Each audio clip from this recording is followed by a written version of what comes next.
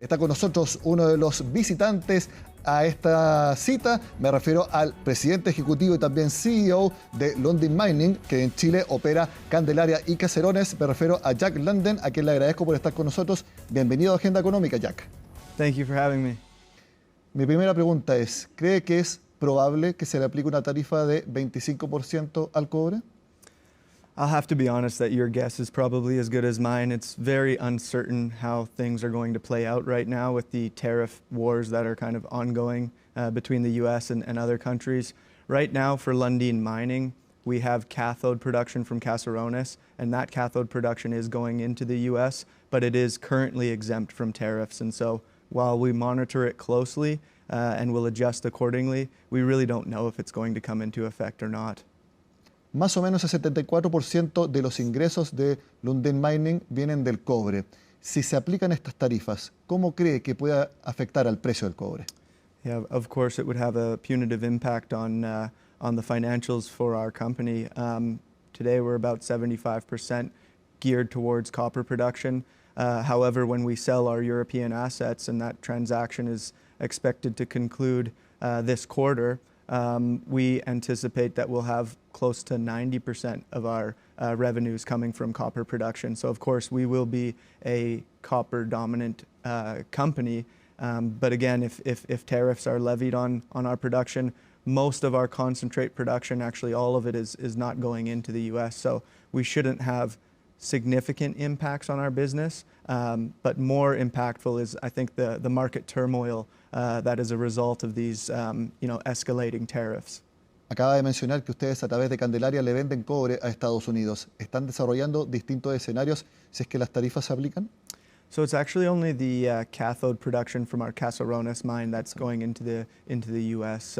We have a diversified portfolio of offtake clients for our concentrate production. None of that is going into the US. So we would largely be unaffected. But again, I think the impact is volatility in the commodity prices that, of the metals that we're selling. And so we wouldn't like to see that happen. But I think we are today quite well insulated from the tariff impacts that are taking effect.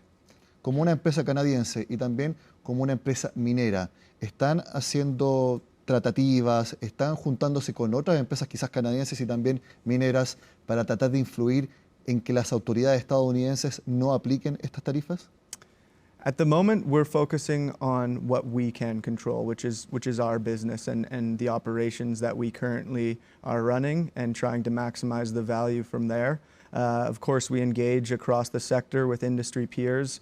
We try to understand kind of if there's areas where we could provide influence and try and have a positive impact on the situation, then we would very much entertain that. But currently, right now, we're just focusing on what we can control, and that's the operations and the people within our organization. Hablemos ahora de nuestro país. Antes de la entrevista usted me mencionó que viene aproximadamente una vez cada trimestre a Chile, viene bastante seguido, y opera en Candelaria y Caserones. ¿Qué representa Chile para Lundin Mining? Yeah, Chile is the most important region for Lundin Mining's operations. Right now, once we conclude the sale of our European assets, we'll have 3 operating mines in South America, 2 here in the Atacama region in Chile, and 1 in Brazil, and then 1 primary nickel mine in Michigan called the Eagle Mine. And so Chile for us is an important jurisdiction. It has been since we acquired Candelaria in 2014. We have strong engagement with our stakeholders here. We're very pleased with the operating climate today in Chile. We have a regional office in Santiago, and so every quarter I try and come down from Vancouver with the executive team where we go to the mine sites and we have internal reviews of how things are going, and we continue to explore for opportunities. I think with Candelaria and Caserones being so close together, we also have a port and a desalination facility in Caldera in the Atacama region. All of this infrastructure is very strategic, and as most of the production is coming from these 2 operations here in Chile, we see a bright future ahead for us in this region. Cuéntenos sobre el plan de inversiones que tienen para nuestro país. Yeah, so For us right now, our primary operating mines, Candelaria and Caserones, I mean, both of these operations have sustaining capex that we're implementing each year. We also have growth opportunities that we're looking at pursuing. From both of these mines, you know, when we're in peak production, we can do close to 300,000 tons of copper, but we're also exploring areas for expansion in and around these operations. And I think that's a really key successful lever for Lundin Mining, is the fact that we can continue to explore and replace mineral reserves. Candelaria in 2014, when we made the acquisition, had a 14-year mine life. Today we've got a 22-year mine life, and we've got more than double the amount of reserves to mine from. So we continue to make investments into our operations to try and extend mine life. And now, because we have Caserones 120 kilometers away from Candelaria, looking at tying infrastructure together in the future will also add economic benefits while minimizing environmental impacts. ¿Y cómo pretenden hacer esa unión, ese lazo entre las dos operaciones?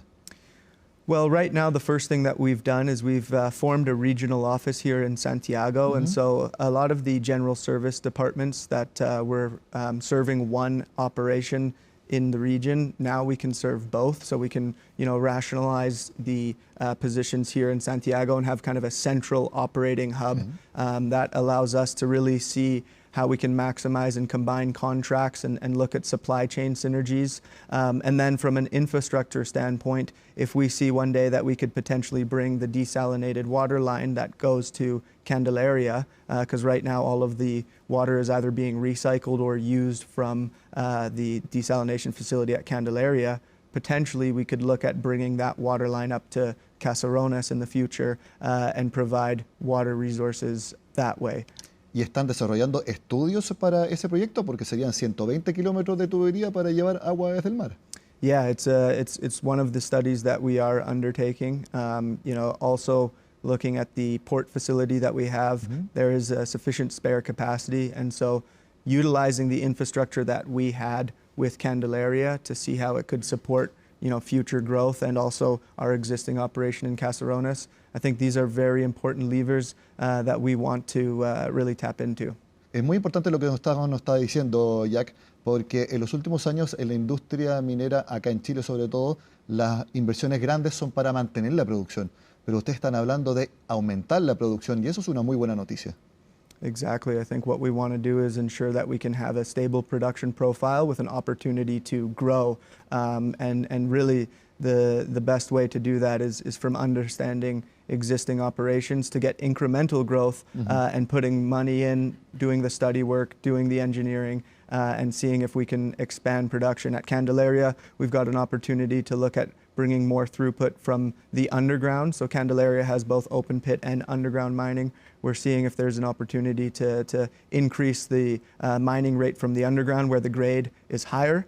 And then at Caserones, we've got great exploration potential, and the team there is really re-energized in looking at if we can improve the mining rate from the open pit there. So, you know, taking all of that together, looking at kind of those incremental growth levers for both Candelaria and Caserones will really support our medium-term opportunities as we look to grow significantly through the Vicuña district, which is, you know, just over the border in Argentina. Vicuña Corp is the newly formed joint venture that we have now with BHP. Precisamente eso es lo que yo quería preguntarle ahora, porque el año pasado anunciaron esta alianza con BHP para desarrollar el distrito en Vicuña. ¿Cuál es el principal objetivo? So in July of last year, we announced that both BHP and Lundin Mining were going to be jointly acquiring Filo Corp and forming a joint venture.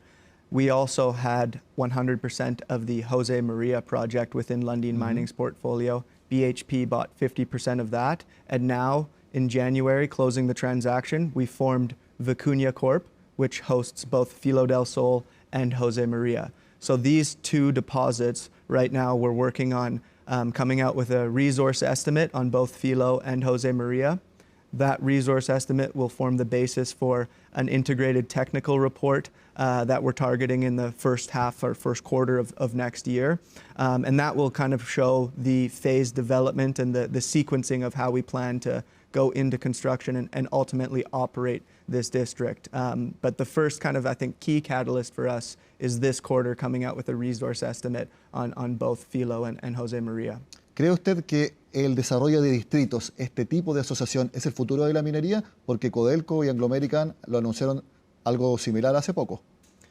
Yeah, I think what's very unique for Lundin Mining is the fact that we are working on a project that has the potential to become one of the world's largest copper, gold, silver districts. And so it's a huge growth opportunity for a company of our size. And having a partner like BHP that knows how to operate and knows how to build big operations like this, it's very significant. And I think that it will show that we can combine complementary skill sets that BHP can bring and that Lundin Mining can bring, and we can really focus on what's best for the joint venture. So I think being able to collaborate, being able to share ideas, being able to tap into existing infrastructure is something that will drive maximum benefit and maximum value from the asset. So we feel confident that the construct of this arrangement